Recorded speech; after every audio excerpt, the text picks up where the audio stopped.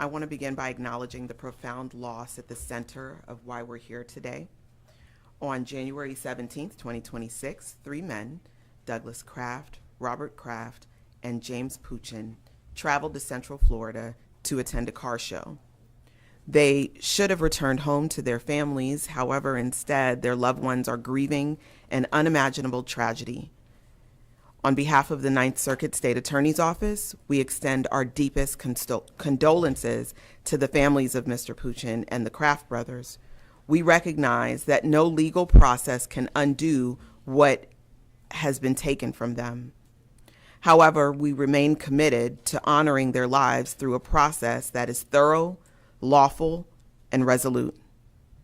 I also want to take a moment to thank the Osceola County Sheriff's Office for their swift and professional response. On Sunday, January 17th, the Osceola County Sheriff's Office announced the arrest of 29-year-old Ahmaud Bourget in connection with the fatal shooting of three tourists here in Kissimmee. According to the Osceola County Sheriff's Office, the three men were standing outside of a short-term rental property while waiting for roadside assistance for their vehicle when they were shot and killed. Deputies responded to the scene and took Mr. Bourget into custody. He's currently being held without bond at the Osceola County Jail. Now, a few weeks ago, there was some misinformation regarding the filing of first-degree murder charges in this case. There was information that although law enforcement filed charges of first-degree murder, that our office failed to file those charges.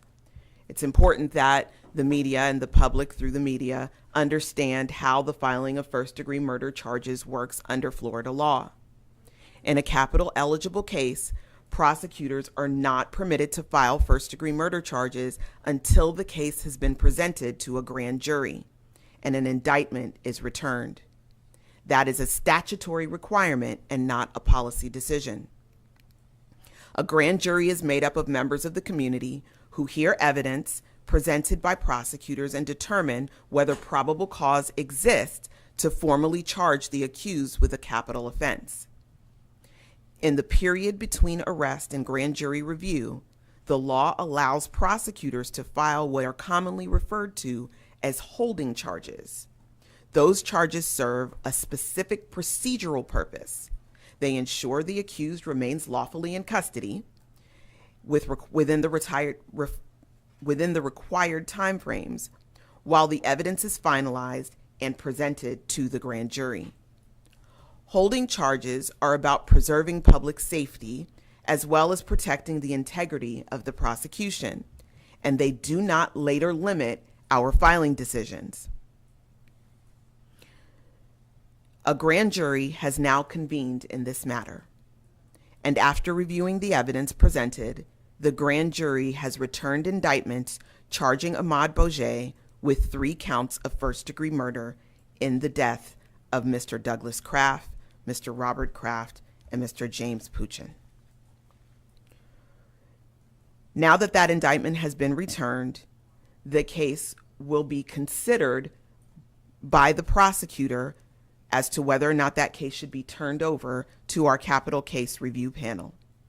The panel was created to ensure transparency, consistency, and fairness in evaluating whether capital punishment is legally authorized and appropriate in individual cases. The panel is composed of senior leadership in this office, and their role is fact-finding.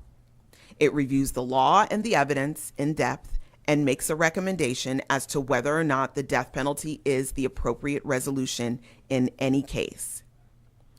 As part of that review, the panel considers the strength of the evidence, whether the statutory aggravating factors are present, any known mitigation, the impact on the victims' families, law enforcement's recommendation, and whether a death sentence would likely withstand appellate procedures and proportionality review.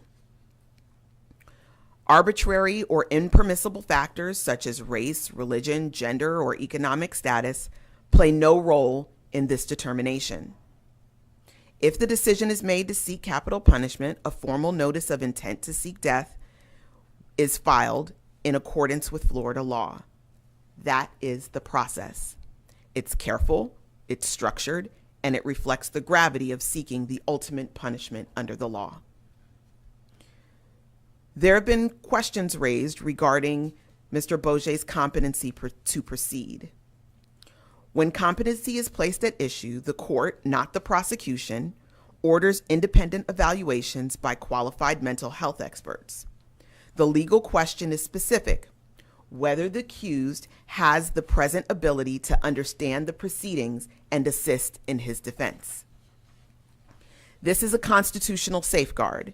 It is not optional, it is not political, it is required. If the court determines additional evaluation or restoration is necessary, we will respect that process fully while continuing to prepare our case for trial. Competency addresses readiness for trial. It does not determine guilt or innocence, and it does not diminish the seriousness of the charges in this case. Mental health considerations are addressed through established legal standards, not through political or public commentary. The law draws clear distinctions between competency to stand trial and criminal responsibility at the time of the offense. Those are separate legal questions governed by separate legal standards.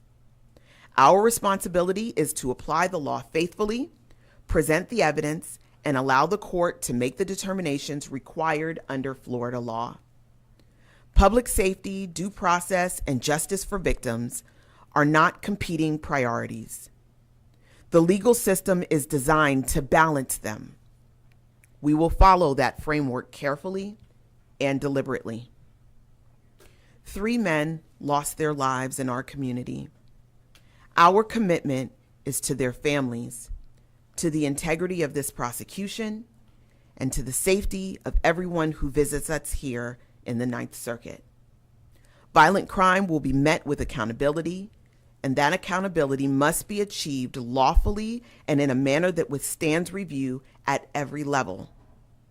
We will not rush the process, we will not politicize it, and we will not compromise it. This office remains committed to pursuing justice thoroughly, professionally, and without distraction until this case is resolved in a court of law. Again, we extend our deepest sympathies to the families of the victims in this case. I'll take your questions. If you'd please state your name and the media outlet that you represent. Bob Payson from WESH. Do you have any concerns, though, that in this situation that he could be deemed incompetent before he goes on trial, or at trial he would be found not guilty by reason of insanity and then be able to be released again? Again, I'm not going to get into fortune telling. The process is going to play out.